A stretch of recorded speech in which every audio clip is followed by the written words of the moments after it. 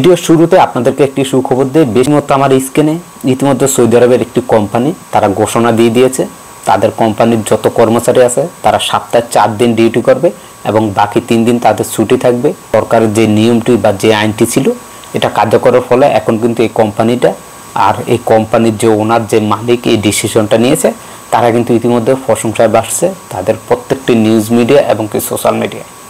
আলহামদুলিল্লাহ সৌদি জাহাজ থেকে আমাদের প্রবাসীদের জন্য খুবই গুরুত্বপূর্ণ একটি আপডেট দিয়েছে, যে আপডেটটি আমাদের প্রবাসীদের সকলের অনেক উপকারে আসবে। আসসালামু আলাইকুম প্রিয় প্রবাসী ভাই এবং বোনরা, সবাই কেমন আছেন?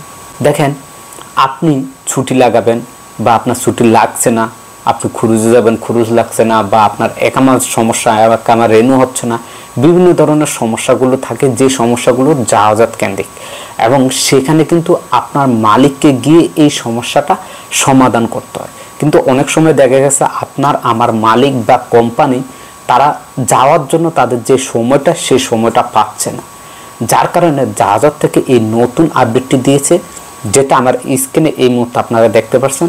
জাহাজাত থেকে স্পষ্ট করে বলে দিয়েছে যদি আপনার মালিক বা কোম্পানি কোনো সমস্যার কারণে সে আপনার এই সমস্যাগুলো সমাধানের জন্য যেতে না পারে, সেক্ষেত্রে সে অন্য কোনো ব্যক্তিকে অর্থাৎ অন্য কোনো সৌদিকে সে আপনার মালিক হিসেবে সেখানে প্রেরণ করতে পারবে।